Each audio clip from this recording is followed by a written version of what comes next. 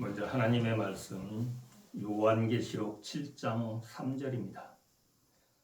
가로되 우리가 우리 하나님의 종들의 이마에 인치기까지 땅이나 바다나 나무나 해하지 말라 하더라. 우리 재림 성도들이 너무나 잘 아는 말씀이죠. 요즘 일요일 휴업령 여기에 관해서 우리 성도들이 관심이 많습니다. 얼마 전까지만 해도 일요일 휴업령은 기후 문제와 환경 문제에 덮여서 일요일 법령은 내리게 될 것이다. 이런 말씀들을 많이 해왔는데 최근에 미국의 트럼프가 대통령에 당선이 되면서 이제는 트럼프 시대에 일요일 법령이 내릴 것이다 라고 하는 그와 같은 말씀들을 주시는 분들이 많이 계시죠. 오늘은 그래서 많이들 궁금해하고 관심을 가지고 있는 오늘은 일요일 휴업령과 우리의 준비라고 하는 것 같은 제목으로 말씀을 좀 드리고자 합니다.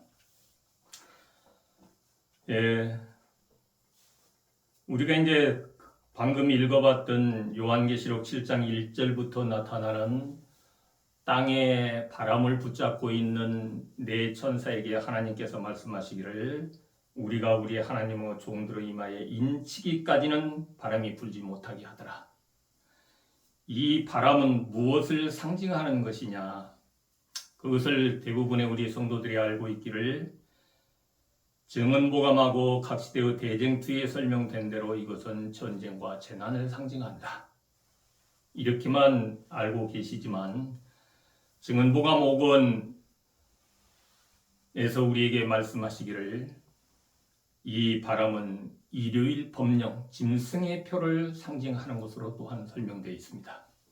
그래서 우리가 특히 관심을 가져야 될 것은 이 바람은 짐승의 표가 이 땅에 내려지는 일요일 법령의 시작을 우리에게 말하고 있는데 일요일 법령은 하나님의 종들의 이마에 인치는 일이 마쳐져야 그때에 비로소 하나님께서 바람을 붙잡고 있는데 천사에게 이제 바람 놓아라 이렇게 명령하면 이 땅에는 전쟁과 재난과 일요일 법령이라고 하는 무서운 것과 같은 환란이 몰아닥칠 것을 예언하고 있습니다.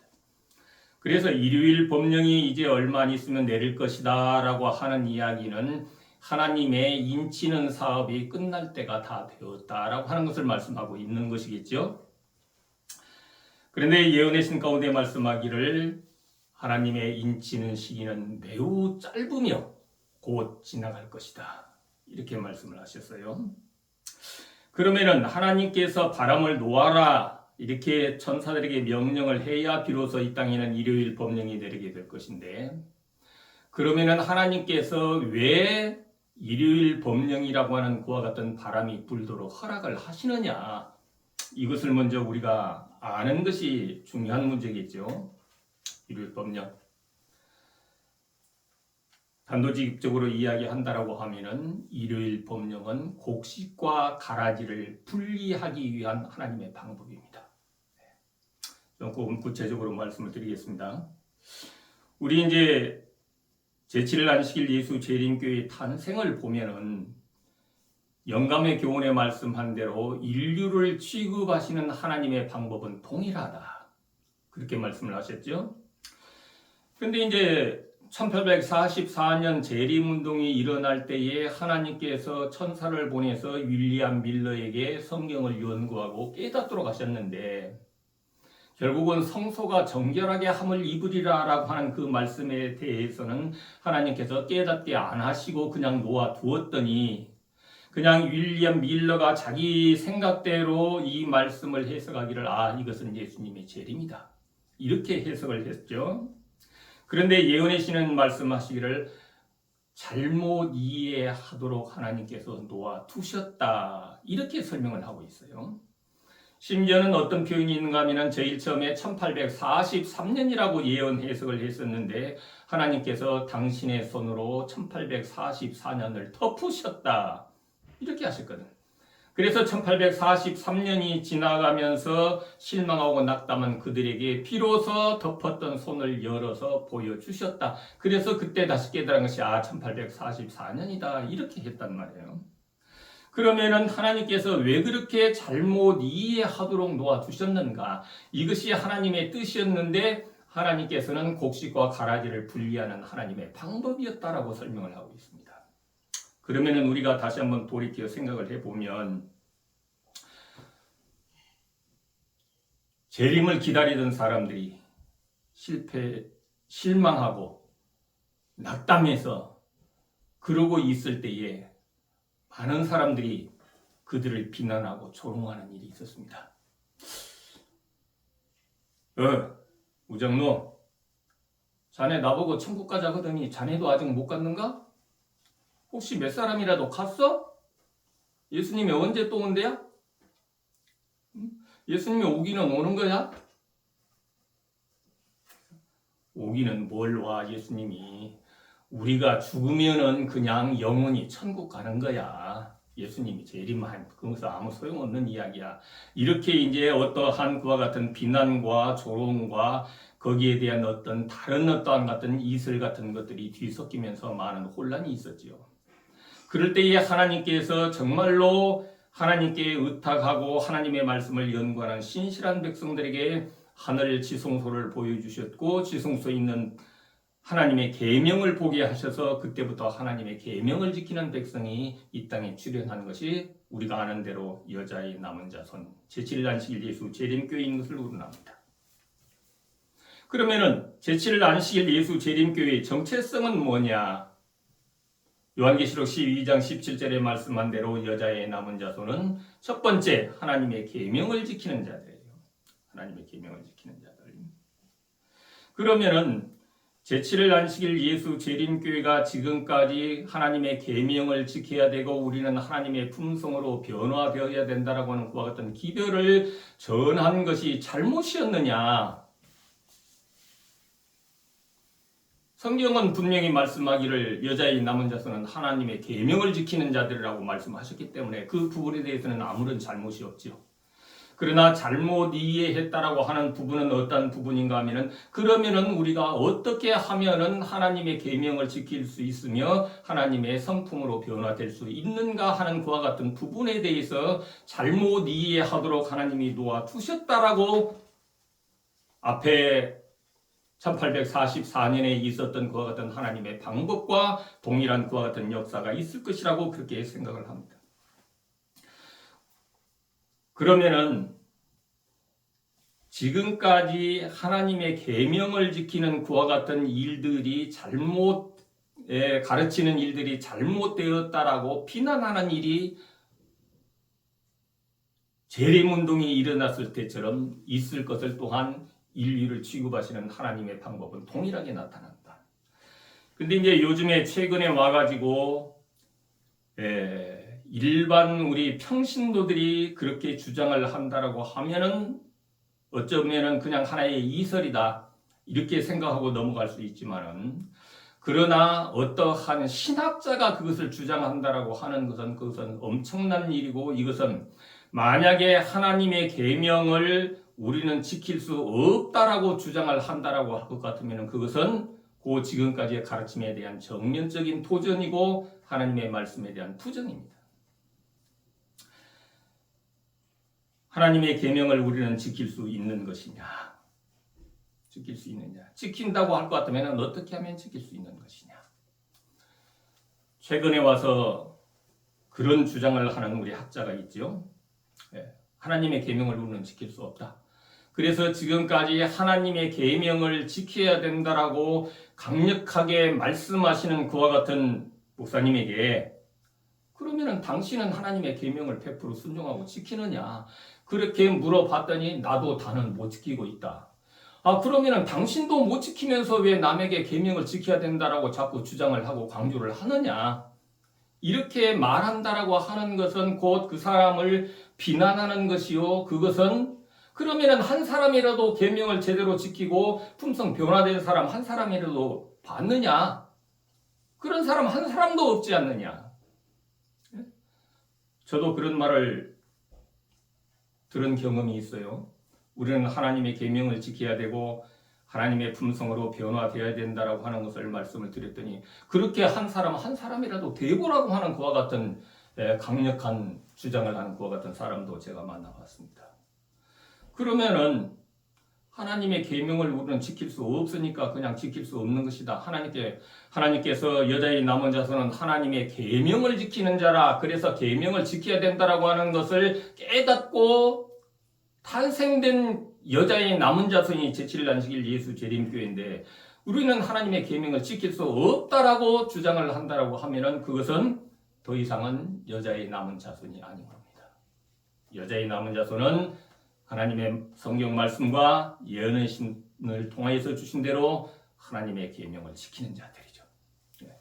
얼마 많은 사람이 어떻게 하나님의 계명을 지키고 있고 하나님의 말씀대로 순종의 삶을 살아서 성품이 변화된 사람이 있는지 없는지 그것은 우리는 알 수 없는 거예요.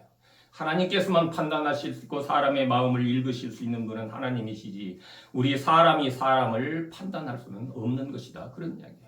다만 우리는 하나님의 말씀대로 순종할 뿐이죠.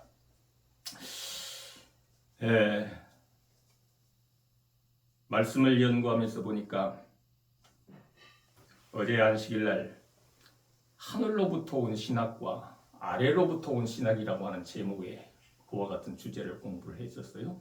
그러면 하늘로부터 온 신학은 뭐고 아래로부터 온 신학은 뭐냐? 예를 들어 설명한 한 임금의 신하가 자기 아들이 아팠는데 예수님 앞에 나와서 우리 아들이 병들었는데 좀 고쳐주세요. 그러면 이 신하의 믿음이라고 하는 것은 예수님이 내 아들을 고쳐주면 내가 예수님을 하나님의 아들로 믿을 것이고 만약에 못 고쳐준다라고 하면은 예수님을 하나님의 아들로 하나님으로 나는 믿지 않겠다라고 하는 생각이죠. 그러니까 우리 인간의 눈으로 판단하고 눈으로 확인해서 어떠한 일이 보이는 그와 같은 것을 믿는 신앙이라고 하는 것은 그것은 아래로부터 온 신앙이고 하나님께서 말씀하셨으면 하나님의 말씀대로 따르고 순종하며 살아가는 신앙은 하늘로부터 온 신앙이다. 그런 이야기예요. 그러니까 우리가 우리 인간적인 판단으로 판단해 봤을 때 우리는 하나님의 계명을 지킬 수도 없고 하나님의 품성처럼 변화될 수도 없다라고 하는 것은 우리 인간의 안목으로 바라보는 이 땅에서 온 신학이고 그냥 하나님께서 하나님의 계명을 지키라고 말씀을 하셨기 때문에 말씀을 따라서 순종하는 것은 하늘로부터 온 신학이다. 이러한 이야기입니다.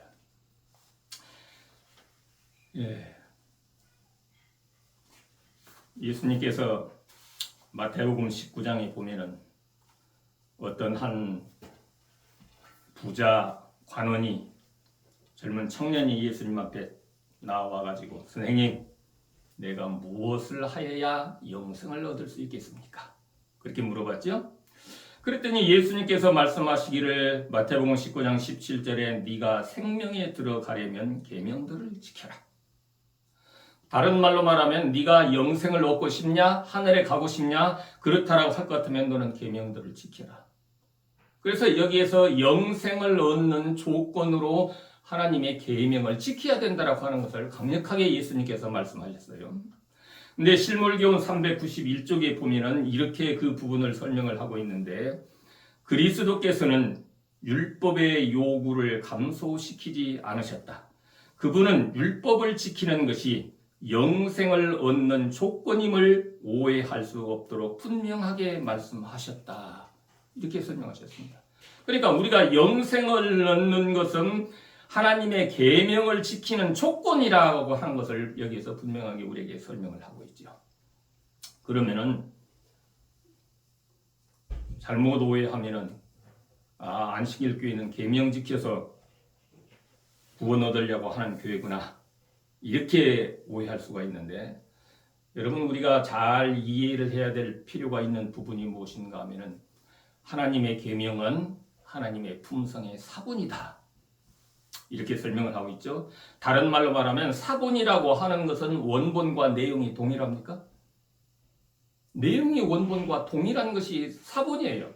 만약에 사본의 내용이 원본과 다르다라고 하면 그것은 위조된 사본이죠. 그래서 사분이라고 하는 것은 원본과 내용이 동일하다. 그렇다라고 하면은 하나님의 계명은 하나님의 품성과 동일하다. 그런 이야기예요.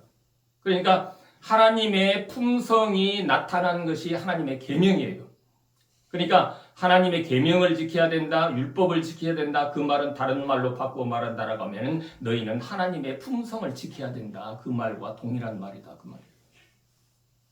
그래서 그 부분에 대해서 예언의 신 가운데 분명하게 설명하기를 이렇게 말씀하셨어요. 실물교훈 315쪽에 보면은 이렇게 말씀합니다. 사탄은 사람이 하나님의 계명을 지킬 수 없다고 주장한다. 그러죠? 그래서 하나님의 율법은 폐지되거나 변경되어야 한다라고 사탄이 주장하는데, 만약에 율법이 폐지되거나 변경된다 그런 말은 하나님의 품성이 변경되어야 그래야 율법도 변경되는 거예요. 우리 자신의 힘으로는 계명을 지킬 수 없는 것이 사실이다. 그러죠? 죄된 품성을 가지고 있는 우리가 어떻게 하나님의 품성을 나타낼 수 있겠어요? 우리가 하나님의 품성을 나타낼 수 없지. 죄된 품성을 가지고 있는 사람은 그 본성을 따라서 죄가 나올 수밖에 없는 거예요. 그래서 하나님의 품성을 지킬 수 없다. 하나님의 계명을 지킬 수 없는 것이 사실이다. 그 말입니다. 그러나 그리스도께서 사람의 형성을 취하시고 이 땅에 오셔서 당신의 완전한 순종을 통해서 신성과 인성이 연합될 때 하나님의 모든 법도를 지킬 수 있다는 것을 증명하셨다. 다른 말로 말하면 하나님의 계명을 지킬 수 없다라고 주장하는 그와 같은 학자가 우리는 하나님의 계명을 지킬 수 없기 때문에 예수님께서 이 땅에 오셔서 하나님의 계명을 지킨 것이 예수 믿는 사람들에게는 우리가 지킨 것으로 여겨주신다라고 그렇게 말씀을 하셨는데, 그렇다고 하면 다른 말로 바꾸면 예수님께서 이 땅에 오신 목적이 우리 대신 계명을 지켜주기 위해서 오셨다라고 하는 이야기란 말이에요. 그런데 예언의 신이 설명하기를 예수님께서 이 땅에 오신 목적은 우리 인간이 하나님의 능력을 힘입어서 하나님의 모든 법도를 지킬 수 있다라고 하는 것을 보여주기 위해서 인성을 쓰시고 이 땅에 오셨다. 예언의 신은 그렇게 설명을 하고 있습니다. 우리 인간 스스로는 죄의 본성을 가지고 있기 때문에 죄밖에 나타나지 아니하지만은 하나님의 능력으로서 우리는 하나님의 계명을 지킬 수 있다라고 하는 것을 보여주기 위해서 인성을 쓰시고 예수님께서 이 땅에 오셨다 그 말이에요. 조금 더 보겠습니다. 그분의 율법은 그분의 품성의 사본인 동시에 모든 품성의 표준이 된다. 이 귀한 표준을 모든 사람에게 주신 것은 하나님께서 당신의 나라를 구성할 백성들이 어떠한 사람이 되어야 할지에 대해 오해가 없도록 하시기 위함이다. 분명하게 말씀을 하시죠. 그리스도 지상생애는 하나님의 율법의 완전한 표현이므로 하나님의 자녀라고 주장하는 자들이, 그 다음에 중요합니다. 그리스도와 같은 품성을 갖게 될 때, 하나님의 계명을 순종할 수 있게 될 것이다. 지금까지 제가 15살 먹어서 이 교회에 들어와가지고 말씀을 배우고 해온 것은 우리가 하나님의 계명을 열심히 기도를 통하여 노력하고 애써서 하나님의 계명을 지키면 우리의 품성이 하나님의 품성처럼 변화된다. 이렇게 배워왔던 것 같아요. 근데 요건 공식이 틀렸지요. 거꾸로 가르쳤다 그 말이에요. 우리가 열심히 노력해서 하나님의 계명을 지킬 수 없어요. 그런데 하나님의 계명을 열심히 노력해서 지키면 우리의 품성이 변화된다라고 배웠단 말이에요. 이건 뭐가 잘못됐어요? 품성이 그리스도와 같은 품성을 갖게 될 때 비로소 하나님의 계명을 순종할 수 있다. 그 말은 무슨 말인가 하면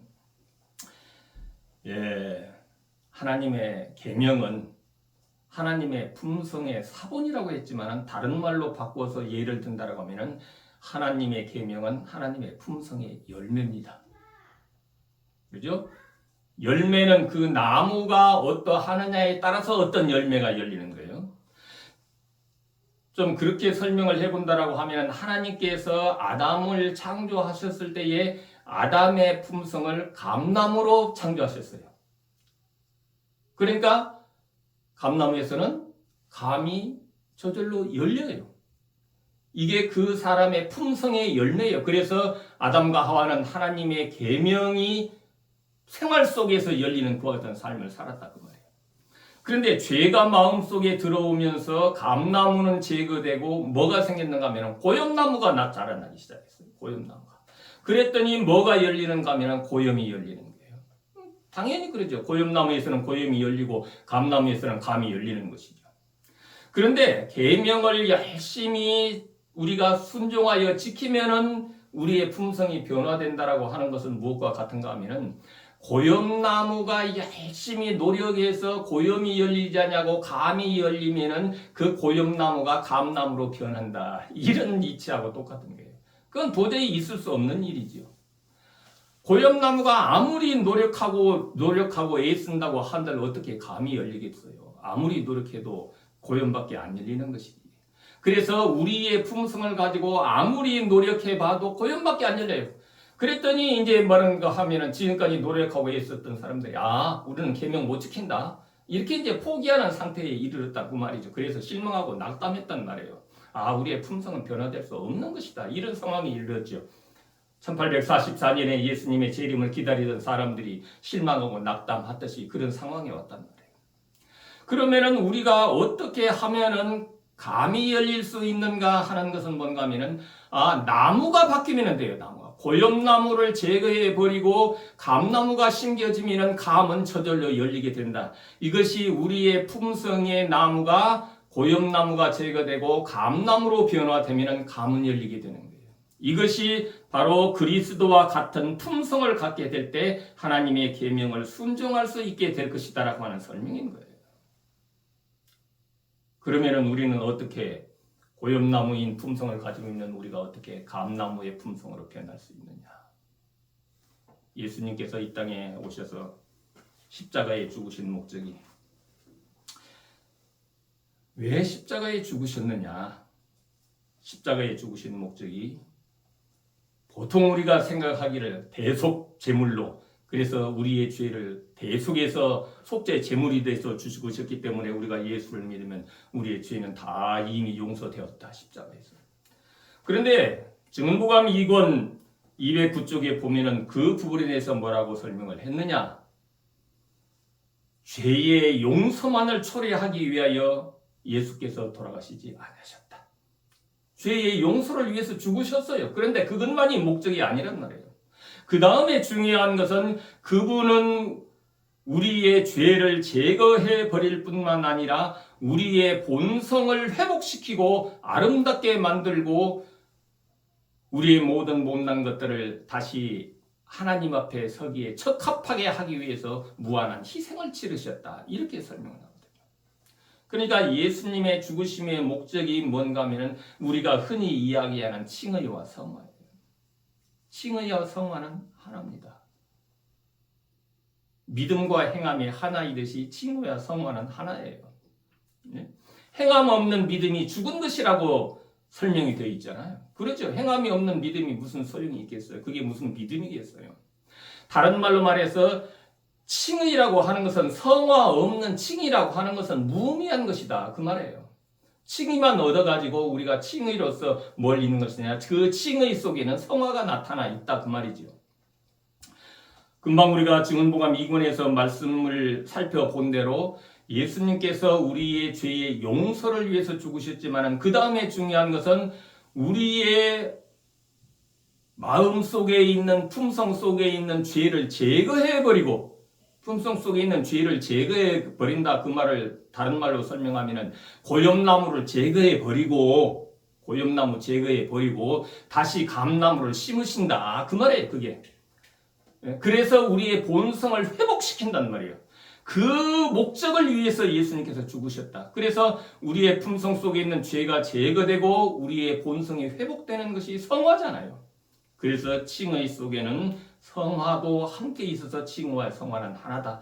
그래서 성화 없는 칭의는 있을 수 없는 것이다라고 하는 것을 우리는 잘 알아야 됩니다. 하나님께서 우리에게 말씀하신 말씀들은 우리에게 분명한데 흔히 아는 믿음으로 말미암는 의, 믿음으로 말미암는 의. 우리가 아는 대로 셋째 전사의 기별은 믿음으로 말미암는 의의 기별이다. 그런데 믿음으로 말미암는 의의 기별인데 또 예언의 신은 설명하기를 셋째 천사는 곡식과 가라지를 분리하는 천사다 이렇게 설명을 했잖아요. 그러면은 인친다라고 하는 말은 무슨 말이냐? 인친다. 그러죠? 하나님의 인맞은 자들. 아까 처음에 요한계시록 7장에서 살펴본 대로 하나님의 종들의 이마에 인치기까지는 일요일 법령 내리지 못하게 붙잡고 있으라고 하는 하나님의 명령이 있는데 증언보감 2권 69쪽에는 그 부분에 대해서 간단하게 이렇게 설명되어 있어요. 우리의 품성에 하나의 점이나 흠이 있는 동안은 아무도 하나님의 인을 받지 못할 것이다. 그러니까 하나님의 인을 받았다 그 말은 무슨 말인가 하면 안식일이 하나님의 인으로서 주어져 있지만 안식일을 잘 지킨다 그런 의미가 아니에요. 그 사람의 품성이 하나님의 품성으로 변화된 그와 같은 사람에게 하나님께서 당신의 백성이라고 인을 치는 거예요. 그 사람의 품성이 하나님의 품성으로 변화된 사람은 그 사람은 하나님의 계명을 따라 순종하는 삶을 산다 이 말이에요. 그런 사람을 하나님께서 하나님의 백성으로 인친다라고 하는 이야기예요. 그러면 반대로 사탄의 인을 받는 사람은 사탄의 품성을 닮은 사람이겠죠. 그래서 사탄의 품성을 받은 사람도 그들의 이마에 사탄의 인을 받는 것이죠. 그래서 하나님의 인을 받은 사람들은 이마에 뭐라고 적힌다? 이마에 지킨다라고 하는 것이 뭐예요? 이마는 우리들의 마음, 우리들의 품성을 이야기하잖아요. 그래서 하나님의 인 맞은 자들, 우리의 품성에 하나님의 인 맞은 자들은 우리의 품성이 하나님의 품성으로 변화되었다는 것을 의미하기 때문에 선악의 대쟁투는 품성 싸움입니다. 품성. 그래서 하나님께서는 우리들의 마음이 하나님의 품성을 갖게 되기를 원하고 사탄은 하나님의 품성에 대해서 오해하게 만들어서 사탄의 품성을 갖게 만들려고 하는 것이 사탄이에요. 그래서 결국은 하나님의 품성을 가진 사람은 곡식이고 사탄의 품성을 가진 사람은 가라지예요. 그래서 하나님께서 일요일 법령이라고 하는 것을 내리기 이전에 이미 마음속에 이미 이마에 하나님의 인을 받은 사람과 사탄의 인을 받은 사람은 갈라져요. 다른 말로 말하면 하나님의 품성으로 변화된 사람과 사탄의 품성을 가진 사람으로 이미 갈라진 상황이라 이 말이에요. 그러나 그것이 우리 눈에 드러나지는 않지요. 어떤 사람이 하나님의 품성을 가졌는지, 누가 계명에 100% 순종하는 삶을 사는지, 어떤 사람은 계명대로 순종하며 산다라고 하는 것 같은데도 그렇지 못한 사람인지를 우리는 분별할 수가 없어요. 그러나 일요일 법령이라고 하는 것이 나타나게 되면은 짐승의 표, 다른 말로 말하면 사탄의 품성을 가지고 있는 사람들, 그러한 사람들은 일요일 법령을 따라갈 것이기 때문에 곡식과 가라지가 분리되어 버리는 것이죠.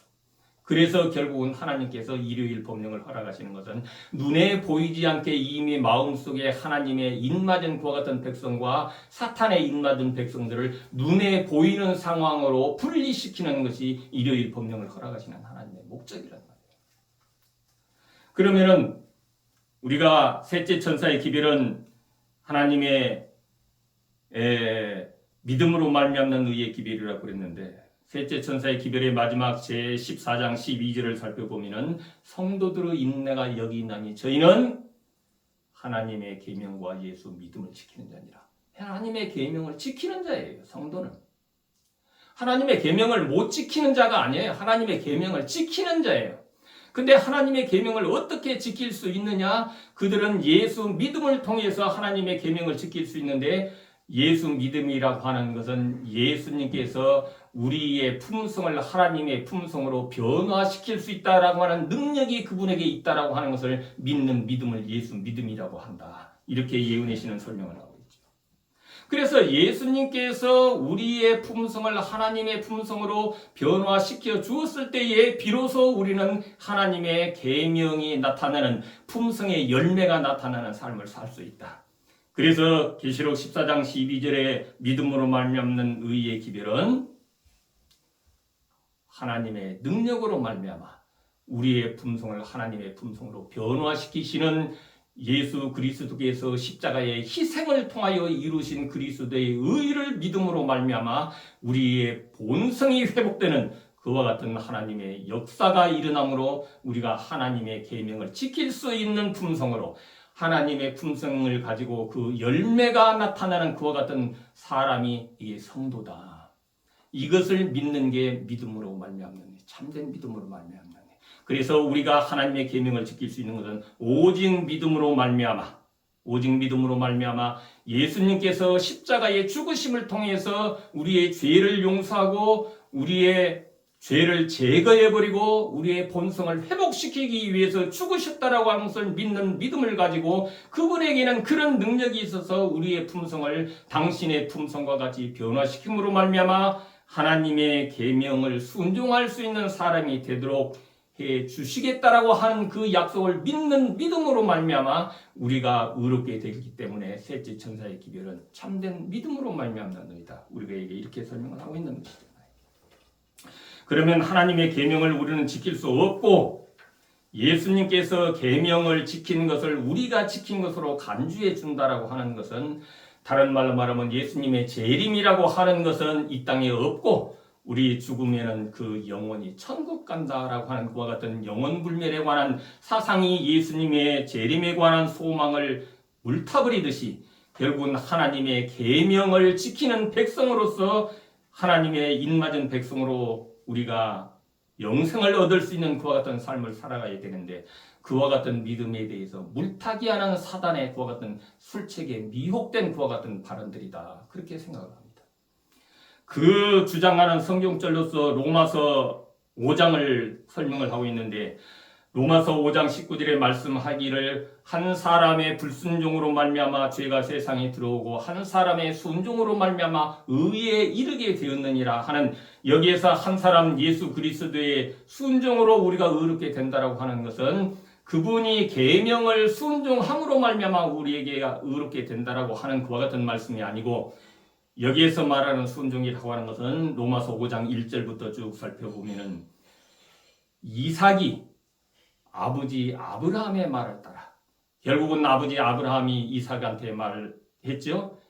하나님께서 말씀하시기를 너를 제물로 바치라고 한다. 그랬더니 이삭은 아버지 아브라함의 말을 따라서 순종했단 말이에요.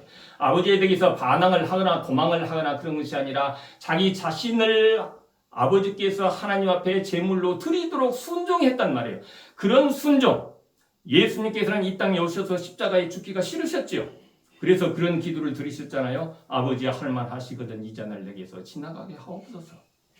그러나 그렇게 죽기 싫었지만은 그러나 예수님께서 이 땅에 오셔서 십자가의 속죄 제물로 죽는 것이 아버지의 뜻이기 때문에 그 아버지의 뜻에 순종함으로 죽기까지 복종하심으로 말미암아 우리가 의에 이르게 되었다라고 하는 것을 설명하는 성경 구절인데 그것을 예수님께서 계명을 지킴으로 말미암아 우리가 의롭게 되었다라고 하는 이야기는 예수님이 십자가에 죽으심을 통하여서 우리가 의롭게 되는 것이지 예수님께서 계명을 지키신 것을 믿음으로 말미암아 내가 의롭게 된다라고 하는 것은 이것은 하나님의 전체적인 말씀하고는 맞지 않고 또한 그것은 만약에 그렇게 된다라고 하면 십자가의 의미도 후해지게 되는 것입니다. 그래서 정말로 진리의 말씀을 따라서 살아가고 여자의 남은 자손으로서 살아가는 우리 성도들은 그와 같은 미혹들이 있을 때에 이것이 진리인지 오리인지를 분별할 줄 아는 그와 같은 우리가 되는 것이 필요합니다. 실물교훈 410쪽, 411쪽에 보면은 이렇게 조언의 말씀을 주시고 있어요. 우리가 비록 성경의 말씀과 약속들에 정통하다 해도 이 부분에 대해서 정통한 사람들은 어떻게 보면 평신도는 여기에 해당할 수 없겠죠. 정말로 신학을 연구하고 신학 박사 이러한 학자들이 이 부분에 대해서 정통하지 않겠어요? 우리가 비록 성경의 말씀과 약속들에 정통하다 해도 하나님의 영이 진리를 깊이 깨닫게 하지 않을 것 같으면 우리의 품성은 변화되지 않을 것이다. 아무리 성경 진리에 대해서 정통하고 모든 것을 통달하고 안다라 할지라도 하나님의 진리의 영이 깨닫게 하지 않을 것 같으면 품성은 변화되지 않는다. 그 다음에 중요합니다. 성령이 우리 마음을 밝혀주지 않을 것 같으면 사람들은 진리와 오류를 분간할 수 없을 것이며 아무리 하나님의 말씀에 대해서 정통하다고 할지라도 진리의 성령께서 그의 마음을 밝혀주지 않을 것 같으면 사람들은 진리와 오류를 분간할 수 없을 것이며 저희는 사탄의 교묘한 시험에 빠질 것이다. 이건 우리에게 정말로 주의를 요하는 그와 같은 경고의 말씀입니다. 우리의 마음속에 어떠한 믿음을 가지는 것이 우리에게 중요한 것인가? 어떠한 믿음을 가지는 것이 우리에게 중요한 것인가? 여기 예언의 신에 있는 몇 말씀을 보고 마치려고 생각합니다. 각시대의 대쟁투 470쪽에는 이런 말씀이 있어요. 그리스도를 따르는 사람들은 그분과 같이 되어야 한다. 그들은 하나님의 은혜를 힘입어 그분의 거룩한 율법의 원칙과 일치한 품성을 이루어야 한다. 율법과 일치한 품성을 이루어야 된다 그 말이에요. 이것이 성령이 가르치는 성화이다. 이 일은 오직 그리스도를 믿는 믿음을 통하여 하나님의 영의 내재하시는 능력으로 말미암아서만 성취될 수 있다. 아래 부분 기별 3권 191쪽에 영혼은 진리를 통하여 성화되어야 한다. 그리고 이 일은 또한 믿음으로 성취된다. 이는 우리가 믿음으로 말미암아 받아들이는 그리스도의 은혜로서만 우리의 품성이 변화될 수 있기 때문이다. 이렇게 말씀을 하셨어요.